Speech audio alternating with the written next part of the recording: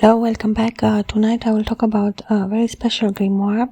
It was my second grimoire that I have written, called Buer. And there is a lot of interest in the name of Buer. That's like the a storytelling line, or something, a line from the past.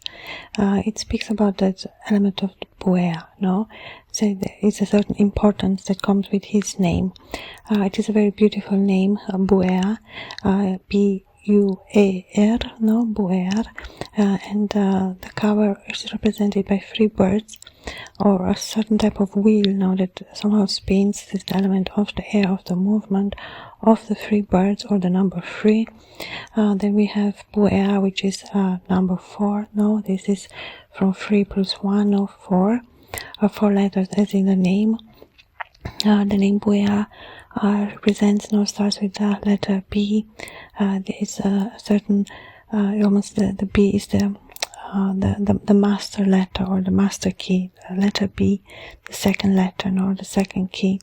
Then we have U. It represents, I'd say, like a certain type of knowledge that Buer entails, the element of the U of the vase, or something that is filled with something of the cup of the king as well, Then the letter A, which includes something of more.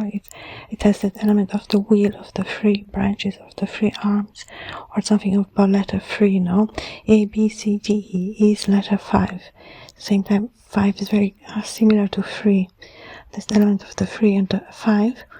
And then the air, the Buer, the air in the end, represents the wheel as well. The R, it represents fast movement, something rich as well, the element of a lot, something very potent, or very powerful, very strong. It represents the element of the fear, which is the element of the fire, the rectangular, the mathematical forms with Ecken, with corners, or different geometrical figures as well. The rhomb has 4 parallel, or 2 parallels, 4 lines. Then we have the at the same time 2 combined to the 3 with the triangle, so it is the number 3 and 4. It is, I almost say, it has 2 consonants and 2 vocals, And the pronunciation is Buer, Buer. It's breath importance. It is almost the name. It's a form of elixir. It represents something very beautiful. Buer. It has a sound to it if one can listen. Buer, Buer, Buer. Of course, in different pronunciation. Buer, Buer. It can be represented a little bit different, But there is a plenitude to the name through the letter B. Buer. It opens so beautiful, Buer remains in the wind. Buer. It is almost like a call. It is something from far away or close. Very beautiful. It has a very intricate design. His name. It carries a lot of meaning. Just 4 letters, But a combination of these letters, we say, we have number 2, B, U,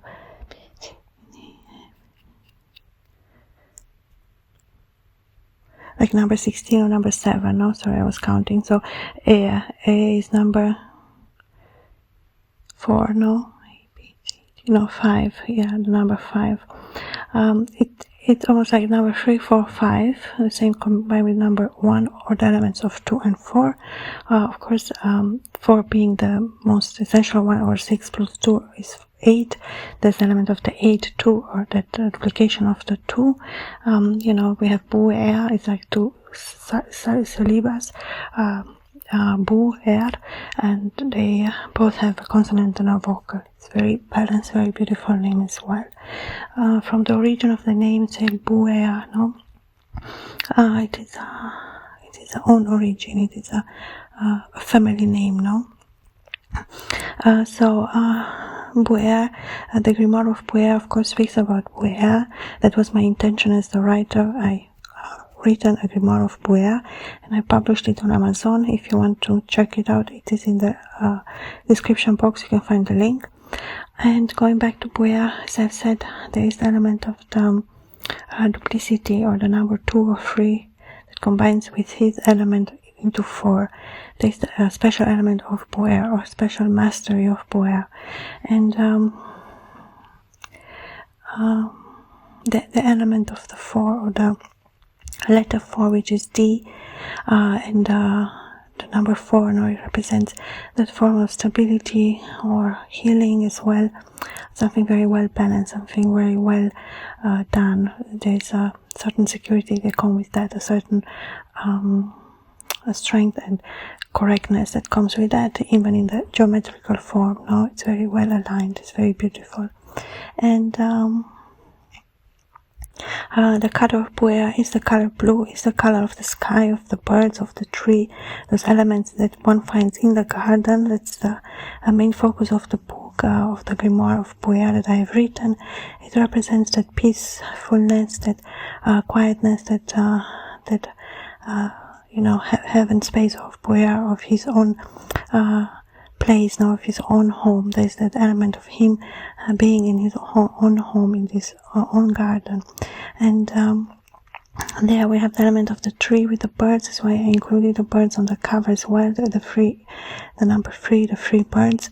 And then he meditates, or he sits in the garden by himself, under this tree with the birds. There's the element of the birds that enter very much throughout the book. That's an element of repetition that I use from my grimoires as well. As I say, I always like the grimoire as it comes. I change very little in the form, because I like to let the poetry of each scene come to life in the way of the transition as well, that I move from scene to scene. There's a certain quality of my grimoires as well as the way I tell the story, or the way I envision the book of the scenes, but I don't think so much in detail. I always focus on the main character. My focus is always the character. In general, in any book, but in the grimoire it is something not only focusing on that character, but on very special parts of that qualities of that character. There's a certain type of description as well, And the repetition too is very important in a grimoire. It offers the freedom of the script, So, well, there are things that repeat themselves, and I left them in the text knowingly so, because it was important that it is written in that form. That's how the story is told, that's how the story goes, So the element of the story, or the line, or the storyline of a book, it's very much connected to the main character. And in the case of Buer, these elements are the important ones: the air, the birds, the garden, the tree, And then the story, of course, it develops. The book you can find on Amazon. There's a link in the description box. As I said, it's a very beautiful grimoire, around 200 pages. And as I've said, I chose the blue color I really wanted the cover to be blue, because it gave this element of the garden, of the tranquility, of the blue sky, of that beautiful garden where Buer resides or finds himself, And there are sometimes different words, a few words here that come from or names that come from other language or ancient cultures or other languages as well. Sometimes in my book I do write that script as well, if it is part of the story. And in the case of Buer, we have Sala, Sahatin here, and these are 3 names of his 3 daughters. So there's the element of Sala and Sahatin in here, and what these 3 daughters somehow learn from their father, or Buer, their father gives them this recounts of things that he wanted to reveal to them. So it's that element of a part of the past of Buer as well, which I find very interesting. And in the recordings, I always like to talk a little bit about my character, because I said I love my characters, I love my grimoires, and I enjoy very much to talk about them as well, to think about them or read from them. And Yeah, other things about Buer, say, well, it is a very beautiful appearance. There is that, of course, element of the lion, no? There's very much Buer, but a certain type of lion. They say, well, the